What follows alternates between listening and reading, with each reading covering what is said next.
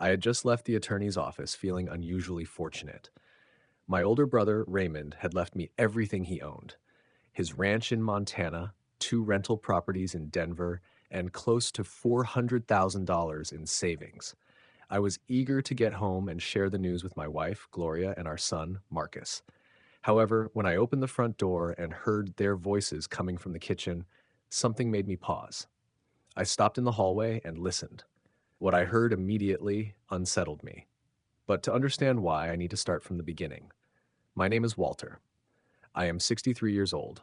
I worked for 35 years as an electrical engineer at a utility company in Colorado before retiring 2 years ago. Gloria and I have been married for 38 years. We have one son, Marcus, who is 35 and works as an accountant. He is married to Denise, and they have two children. My brother Raymond was 7 years older than I was. He never married and never had children. People often described him as a lifelong bachelor. After serving in the military, he purchased a ranch in Montana and spent the rest of his life there raising cattle and horses. Raymond and I were not especially close when we were younger. The age difference made it difficult. But during the last 10 years of his life, we reconnected. Every summer, I visited him at the ranch, just the two of us. We spent our time fishing, riding horses, and talking about life. Gloria never joined me. She said Montana was too isolated and dull. In hindsight, I believe Raymond noticed things about my marriage that I was unwilling or unable to see at the time. Raymond passed away 3 months ago from a heart attack. He was 70 years old. The funeral was small. It included me, a few ranch workers, and some local neighbors. Gloria said she had a migraine and could not travel. Marcus said he was overwhelmed with work. At the time, I did not give it much thought. I also did not expect an inheritance. Raymond lived modestly. I assumed his assets would be donated to charity or possibly left to his longtime ranch hand, Eddie, who had worked with him for 2 decades. Then last week, I received a call from an attorney in Billings. She introduced herself as Patricia Holloway from Holloway and Associates and explained that she was handling Raymond's estate. She told me I needed to come to Montana to sign some documents and mentioned that Raymond had left a personal letter for me. The idea of a letter caught me off guard. Raymond was not someone who wrote letters. I booked a flight and arrived in Billings 3 days later. Patricia Holloway was a composed woman in her 50s with a professional demeanor and a calm presence. She invited me into her office and opened a thick file. She explained that Raymond had named me as the sole beneficiary of his entire estate. I asked her to repeat herself, certain I had misunderstood. She confirmed that everything was left to me.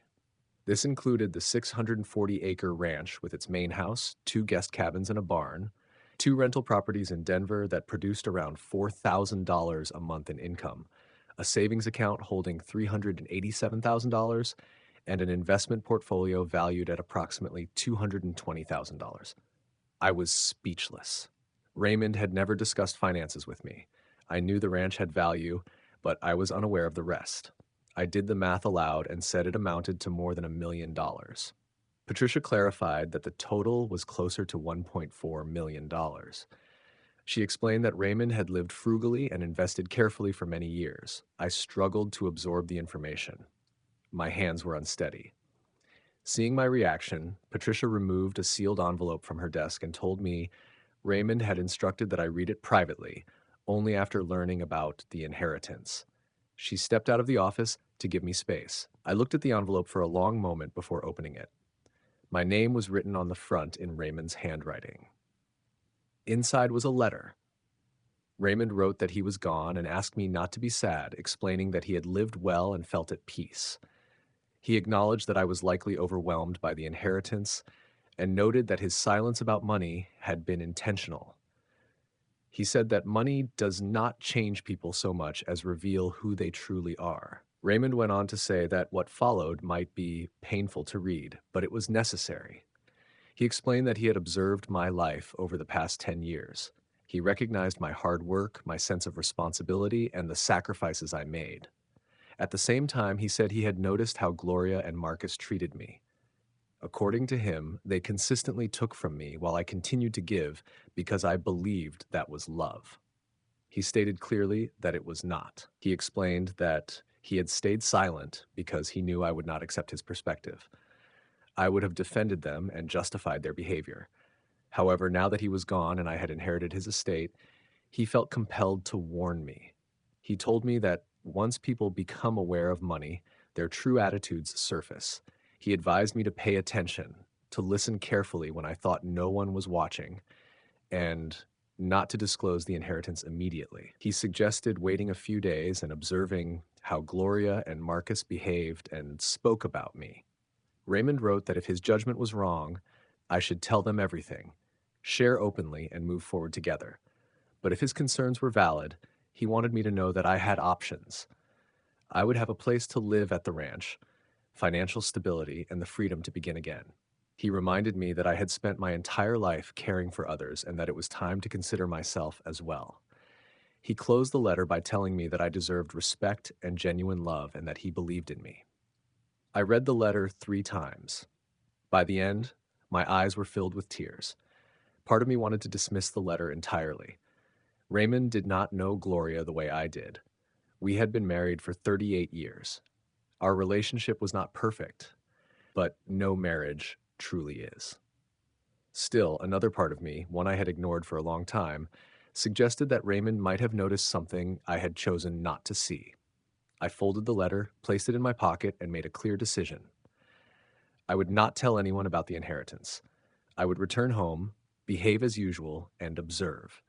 Patricia returned, and we completed the remaining paperwork. I signed all the documents, collected my copies, and flew back to Colorado that same evening.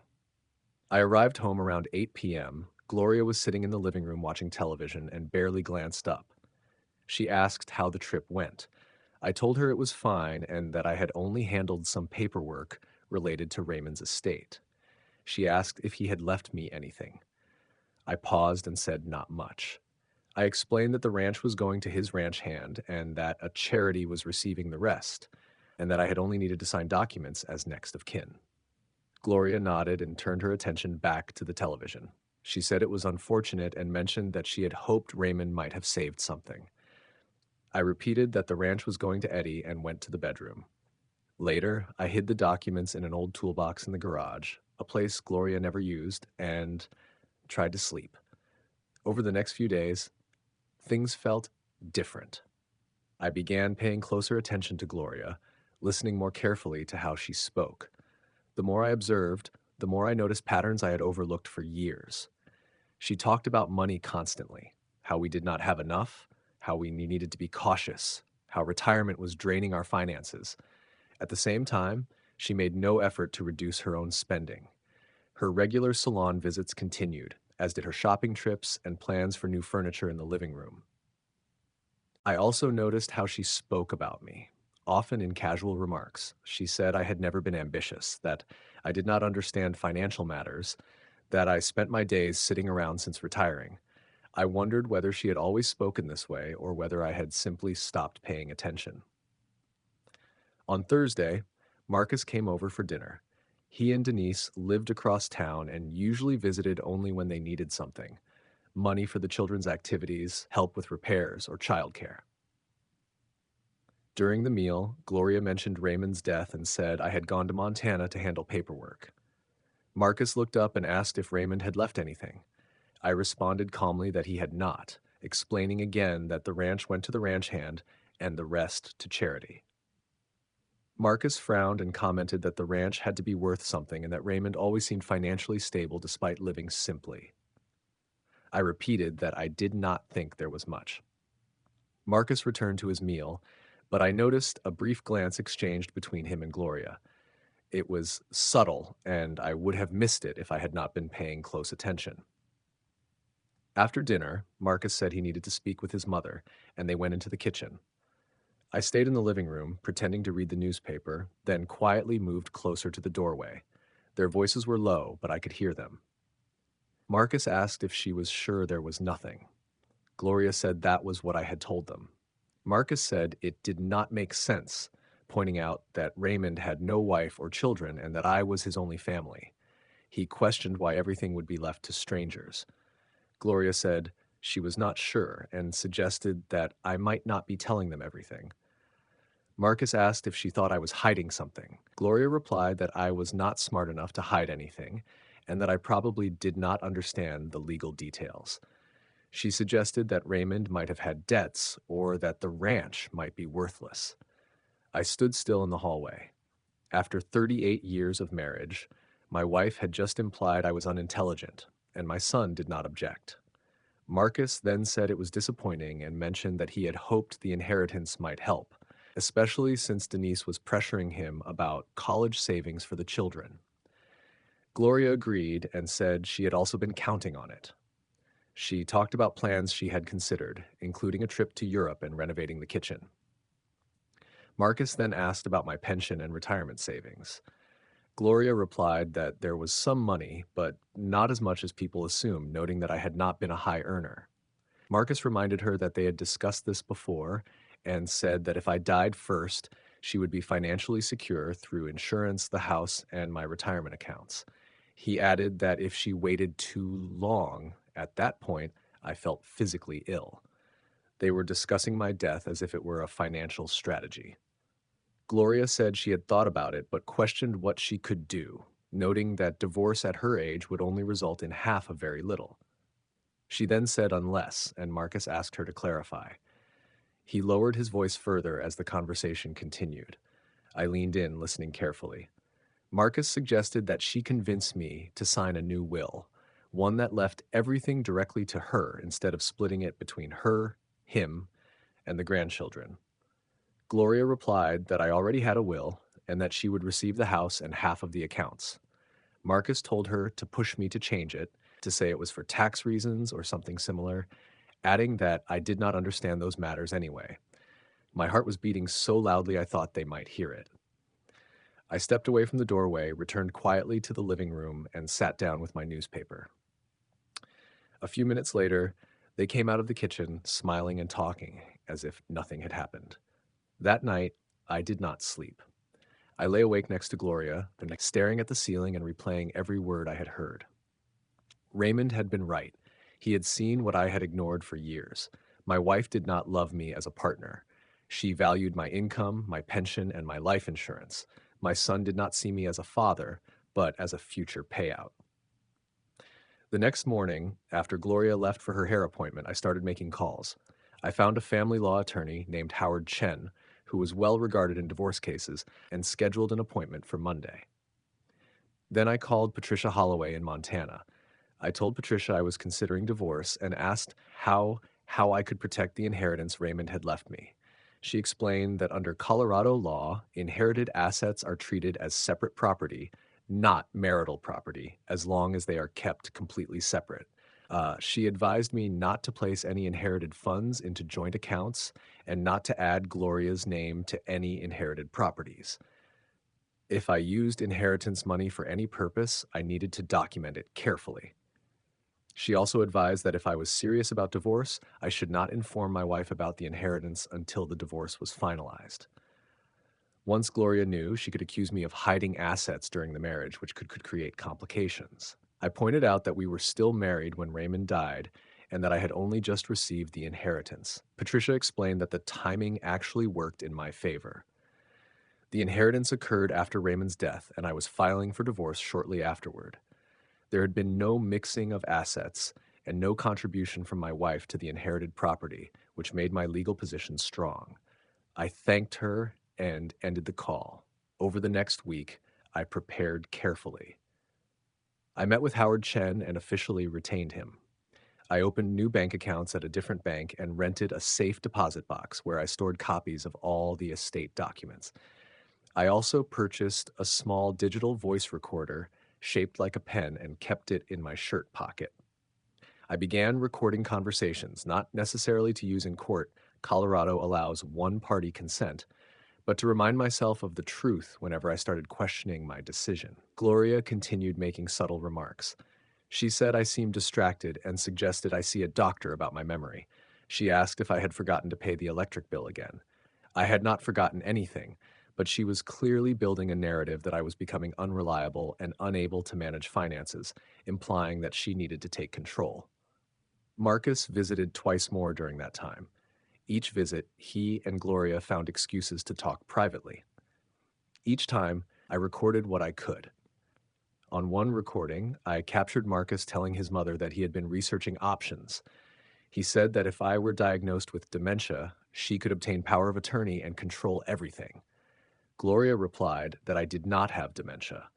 Marcus said it did not matter, explaining that many doctors would make that diagnosis if a spouse described the right symptoms: memory problems, confusion, poor judgment. He suggested she keep a diary of incidents and said that within 6 months she would have enough to present to a doctor. I listened to that recording 3 times, forcing myself to absorb every word. They were planning to have me declared mentally incompetent. My own wife and son.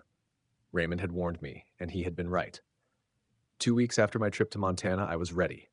The divorce papers were prepared. My new accounts were active. I had 6 recordings documenting their conversations. I chose a Saturday. Gloria was in the kitchen making breakfast, and Marcus was coming over later, supposedly to help clean out the garage, which I now understood was just another opportunity for them to coordinate. I walked into the kitchen and sat at the table. I told Gloria I needed to tell her something. She turned toward me, holding a spatula, and asked what it was. I told her I had lied about Raymond's estate. Her eyes widened briefly, then she composed herself and asked what I meant. I told her Raymond had not left everything to his ranch hand and a charity. He had left everything to me: the ranch, 2 rental properties in Denver, nearly $400,000 in savings, and an investment portfolio worth over $200,000. I explained that the total value was approximately $1.4 million. Gloria's expression shifted rapidly: shock, calculation, and then a forced smile. "Walter, that's wonderful. Why didn't you tell me sooner?" she asked. "Because Raymond warned me not to," I replied. "Warned you about what?" "About you. He left me a letter. He said that when people learn about money, their true colors show. He told me to watch and listen." Her smile faltered. "What are you talking about?" I pulled the digital recorder from my pocket and placed it on the table. "I've been recording your conversations with Marcus for the past 2 weeks. Her face went pale. I pressed play. Gloria's voice came through clearly. "I think your father isn't smart enough to hide anything." I skipped ahead to Marcus.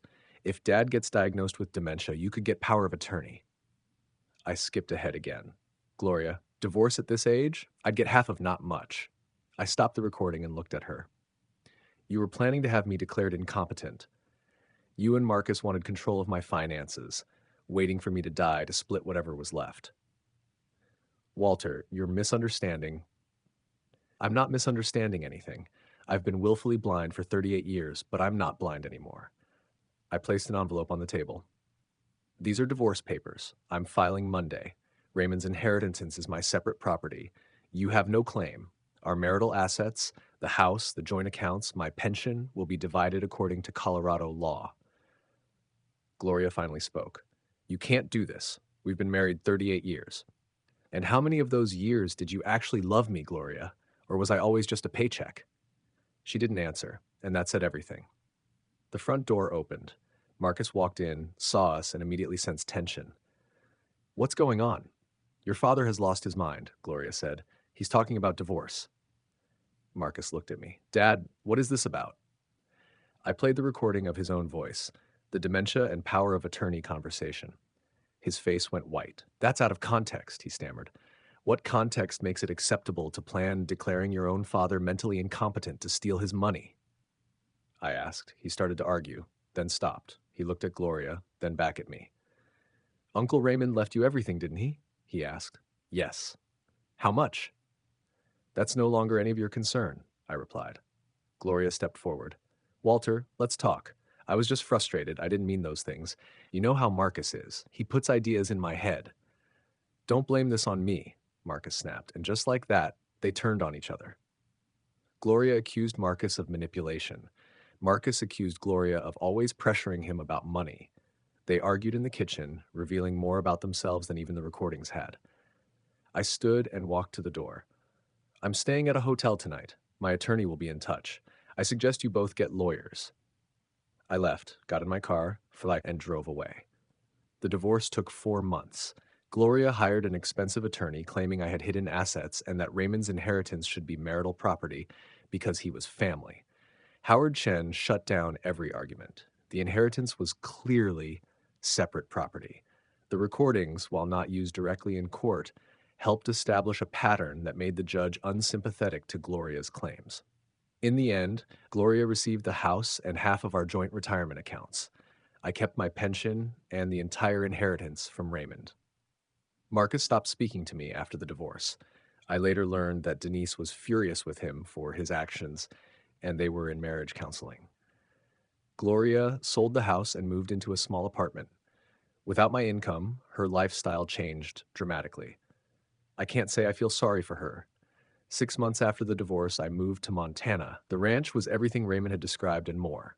600 acres of rolling grassland with mountain views, a solid 4-bedroom house needing some updates, and a large red barn where Raymond's horses still lived, cared for by Eddie and his wife.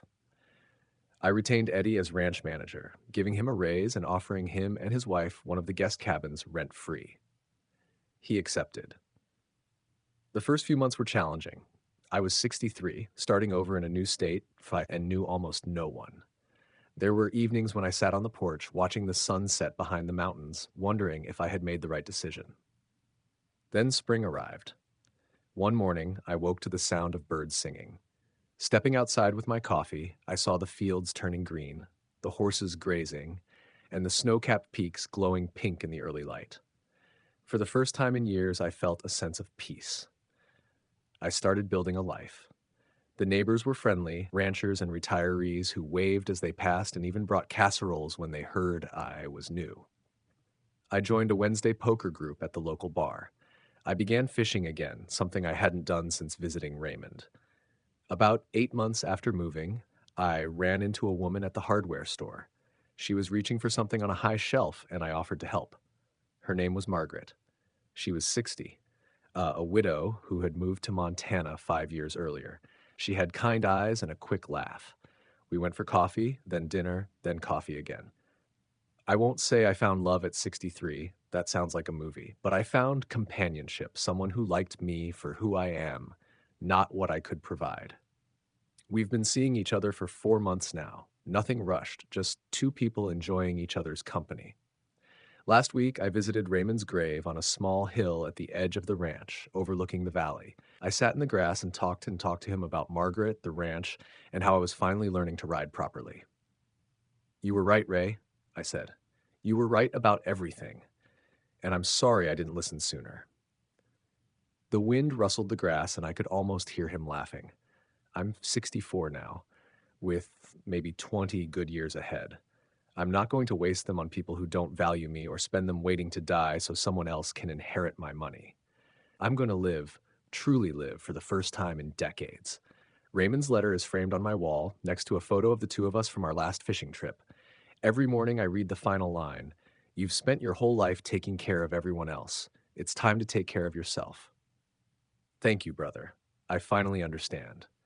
If you're in a situation like mine, giving endlessly to people who only take, know this: it's never too late to choose yourself. You deserve respect. You deserve real love. And if the people in your life can't give that, maybe it's time to find those who can. Did you enjoy my story? If you listened to the end, drop a 1 in the comments and let me know where you're watching from. If it resonated, please like the video and consider subscribing. I've got more stories like this, tales of betrayal, justice, and starting over.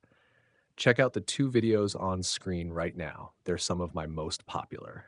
Thanks for watching, and take care of yourselves.